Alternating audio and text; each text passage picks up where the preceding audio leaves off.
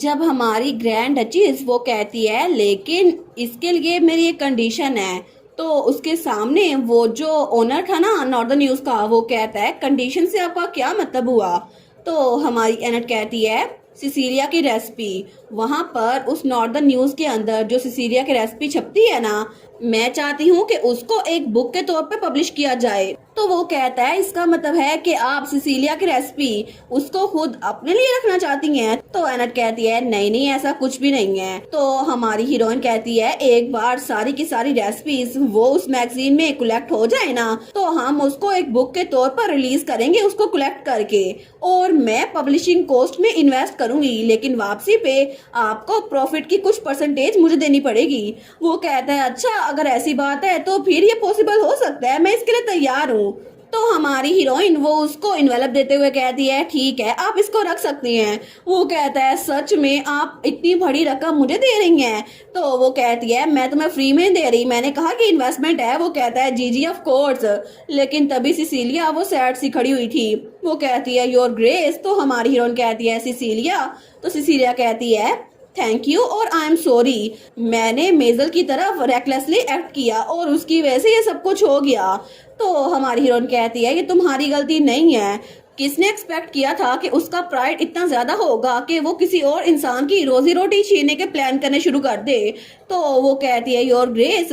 लेकिन तभी वो ओनर कहता है मैं डेफिनेटली आपकी इस काइंडनेस को रिपे करूंगा, सच में आपने इतना बड़ा अमाउंट बिना हिचकिचाहट के मुझे दे दिया इन्वेस्ट करने के लिए। वो कहती है मेरे लिए ग्रैंड डचीज के तौर पर ये बिल्कुल भी बड़ी रकम नहीं है, और मोर इम्पोर्टेंटली मैं नहीं चाहती कि मेरी रकम किसी गलत हाथों में जाए, ठीक है? तो प्लीज इसे बर्डन फील मत कीजिएगा। लेकिन थोड़ी देर बाद ही हमारी हीरोइन जब अपने कमरे में खड़ी थी ना, तो उसकी तिजोरी में वहां पर सिर्फ चंद सिक्के रह गए थे। वो सोचती है मुझे इस बारे में कैसे नहीं पता था, आखिर अब मैं क्या करूं। तो उसे याद आता है थोड़ी देर पहले जब वो चाय पी रही थी ना और ओनर के सामने थी, वो कहती है वेल क्या इतनी रकम काफी होगी? तो वो ओनर जब उस रकम को देखता है ना, वो कहता है माई लेडी, मुझे लगता है कि हमें इससे 5 गुना ज्यादा रकम चाहिए होगी। तो हमारी हीरोइन सोचती है 5 गुना, लेकिन प्रेजेंट में वो उस तिजोरी के सामने खड़ी हुई थी। वो सोचती है सच में उसको इतनी ज्यादा रकम चाहिए, लेकिन जितनी मैंने रकम सोची थी ना ये तो उससे भी ज्यादा है। अब तो मेरे पास कुछ बच ही नहीं गया। वहां पर चंद सिक्के पड़े हुए थे और एक बॉक्स पड़ा था। वो सोचती है मेरे सारे इमरजेंसी फंड्स इस्तेमाल हो गए हैं, तो ये तो बिल्कुल काफी नहीं होगा। तो क्या मैं अपना प्रॉमिस वापस ले लूं कि मैं इन्वेस्ट नहीं करूंगी, लेकिन मेरी डिग्निटी इस बात की इजाजत नहीं देती। तो क्या मैं ग्रैंड ड्यूक से पूछूं कि वो मुझे कुछ रकम उधार दे सकते हैं या फिर नहीं? नहीं नहीं, वो मुझे उधार दे तो देंगे, लेकिन मैं नहीं चाहती कि मैं उनके फैमिली ट्रेजरी को अपने पर्सनल मैटर के लिए यूज करूं। वैसे भी अगर मुझे इन्वेस्ट करना है तो अपने पैसे यूज करने पड़ेंगे। लेकिन तभी वो उस तिजोरी की तरफ घूर के देखती है। वो सोचती है वेल मेरे पास एक चीज तो बची हुई है ना, वही नेकलेस और यही सारा सेट जो मेरे भाई ने मुझे दिया था। तो वो कहती है अगर मैं इसको कोलेटरल के तौर पर यूज करूं तो क्या पता मुझे बैंक से कुछ पैसे मिल जाएं, तो क्या वो इन्वेस्टमेंट के लिए यूज नहीं हो सकते? तो थोड़ी देर बाद ही हमारी हीरोइन वो बैंक में पहुंची थी और वो वीवीआईपी रूप में बैठी थी। तो वहां बैंक का जो प्रेसिडेंट था ना, वो कहता है आपसे मिलकर बहुत ज्यादा खुशी हुई, मुझे लगा नहीं था कि ग्रैंड डचीज वो खुद बैंक में आकर विजिट करेंगी। क्या आप चाहती हैं कि आप एक लोन रिक्वेस्ट करें? वो कहती हैं जी बिल्कुल, ये सफायर नेकलेस ये कोलेटरल के तौर पे यूज कर लें, लेकिन इसकी वजह से मैं कितने पैसे उधार ले सकती हूँ? तो तब वो उस नेकलेस को चेक करता है। वो कहता है ये क्वालिटी तो बहुत ज्यादा जबरदस्त है, इसकी वजह से मैं आपको 1.5 लाख दानिश दे सकता हूँ। हमारी हीरोइन सोचती है 1.5 लाख दानिश, ये तो वेडिंग फंड्स की 300 टाइम ज्यादा हुई, और उसका वेडिंग का बजट वो तो 500 डॉलर्स था। तो हमारी हीरोइन सोचती है अगर मेरी इन्वेस्टमेंट फेल हो गई ना तो मेरा प्रीशियस नेकलेस ये तो मेरे हाथों से जाएगा, लेकिन फिर भी मुझे करना ही पड़ेगा। वो कहती है ठीक है प्लीज पैसे तैयार करवा दे। तो वो बैंक ओनर कहता है जी जी बिल्कुल, आप थोड़ा इंतजार करें। तो हमारी एनट सोचती है अब मैं यहाँ इतनी दूर तक आ ही चुकी हूँ, तो फिर मुझे नॉर्दर्न न्यूज का बिजनेस उसको सक्सेसफुल बनाना ही पड़ेगा। लेकिन तब हमें डायरेक्ट रात का सीन दिखा जाता है और ड्यूक का मेंशन।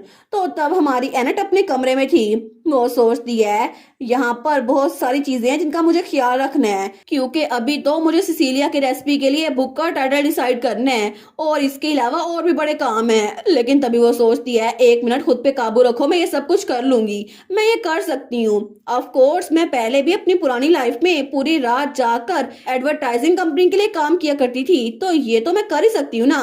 मुझे पता था ये सब कुछ होगा। लेकिन तभी दरवाजे पे दस्तक होती है, तो एनेट वहां पर देखती है, तो वहां पर हमारा ग्रैंड ड्यूक खड़ा था, जो कि थोड़ा अपसेट लग रहा था और उसके हाथ में कुछ पकड़ा हुआ था। हमारी हीरोइन कहती है, लोइस। तो तब वो कहता है, क्या मैं अंदर आ सकता हूँ? तो एनेट कहती है, जी जी बिल्कुल आप आ सकती हैं, क्या कुछ गलत हुआ है? तो वो अपनी जगह से उठने लगती है। तो लोइस वो तो उसको बड़ा अपसेट होके देख रहा था। तो तब वो कहता है, मैं कुछ वापस करने के लिए आया हूँ जो आपका खो गया था। तो एनेट कहती है, कुछ खो गया था मेरा? लेकिन तब वो अपनी हेयर पिन चेक करती है और अपनी इयरिंग चेक करती है। वो कहती है, क्या इनमें से कुछ? नहीं, मेरा तो कुछ भी नहीं खोया। तो ग्रैंड ड्यूक उसके सामने कुछ रखते हुए कहता है, वेल आपका ये खोया था, और वो वही बॉक्स था जो आज दोपहर के वक्त वो बैंक में देकर आई थी। तो हमारी हीरोइन कहती है, क्या आखिर आपके पास ये क्या कर रहा है लोइस? वेल वो कहता है, आखिर आपने पैसे उधार क्यों लिए? तो हमारी हीरोइन सोचती है, मैं इसको कितना कुछ बता सकती हूँ। अगर मैंने इसको बता दिया कि मेजर इस सब में इन्वॉल्व है, तो इसकी वजह से बहुत बड़ा मसला हो जाएगा। और मेजर का कजन टेरन, वो भी नाइन्थ कमांडर है, और इसके अलावा अबोर फैमिली, उन्होंने तो ब्लैनहम की ग्रैंड ड्यूकल फैमिली को बड़ा सर्व किया है। एब्सोल्युटली मैं इसकी वजह से इन दोनों फैमिलीज के दरमियान कंफ्लिक्ट नहीं होने दे सकती। तो तब वो हमारे हीरो की तरफ देखी जा रही थी, तो वो कहता है, ये कोई ऐसी बात है जो आप मुझे बताना नहीं चाहती? तो हमारी कहती है, नहीं नहीं एब्सोल्युटली नहीं, ऐसा कुछ भी नहीं है। एक्चुअली मैंने एक मैगजीन जिसका नाम नॉर्दर्न न्यूज है ना, उसके अंदर इन्वेस्ट किया है। वहां पर कुछ फाइनेंशियल प्रॉब्लम चल रहे थे, तो मैंने सोचा उनकी बिजनेस में हेल्प करने के लिए उनमें इन्वेस्ट कर दूं। इसी वजह से मुझे पैसों की जरूरत थी, तो मैंने इसीलिए इसको कोलेटरल के तौर पे रखा। तो हमारा ड्यूक कहता है, अगर ऐसा ही था तो आप हाउस होल्ड ट्रेजरी में से पैसे ले सकती थी, जितने चाहे उतने ज्यादा। तो हमारी हीरोइन कहती है, मैं सच में नहीं चाहती कि ब्लैनहम के फैमिली पैसे को अपने पर्सनल मैटर के लिए यूज करूं। तो हमारा हीरो कहता है, क्या क्या इसका मतलब है कि आप अभी तक मुझ पे डिस्ट्रस्ट करती हैं, आपको मुझ पे बिल्कुल ट्रस्ट नहीं है? तो एनट कहती है, नहीं नहीं ऐसा कुछ भी नहीं है, ऑब्वियसली ऐसा कुछ भी नहीं है। लेकिन वो सोचती है, एक मिनट, इसके चेहरे पे जो एक्सप्रेशन लग रहा है ये गुस्से का तो बिल्कुल नहीं है, ये तो डेफिनेटली अपसेट होने का एक्सप्रेशन है। वो कहती है, लोइस क्या तुम अपसेट हो? तो वो कहता है, अपसेट बिल्कुल भी नहीं, आखिर मेरे जैसा कोई अपसेट होने की हिम्मत कैसे कर सकता है? कोई ऐसा हस्बैंड जो कि इतना बेवकूफ है, जिसको लगा था उसकी वाइफ जरूरत के वक्त उससे पैसे ले सकती है, और आखिर में उसकी वाइफ ने बैंक में जाके पैसे ले लिए, उससे नहीं लिए। मेरे पास तो कोई राइट है नहीं ना अपसेट होने का। लेकिन ये सारी की सारी बातें हमारी ग्रैंड डचेस को लग रही थी। वो कहती है, लोइस बस बात ये है।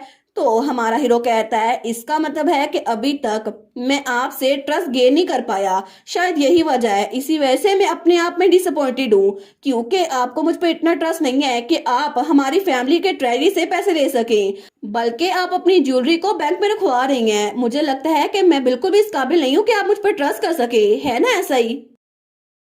और इसी के साथ ये वाला पार्ट यहीं पर ख़त्म। तो आप लोग बताइएगा आप लोग को ये पार्ट कैसा लगा, और वीडियो को लाइक और चैनल को सब्सक्राइब लाजमी कीजिएगा। बाकी वीडियोस का लिंक भी स्क्रीन पर नज़र आ रहा होगा, तो काइंडली उनको भी चेकआउट कर लें। और thank you so much for watching my videos. Stay safe, bye bye.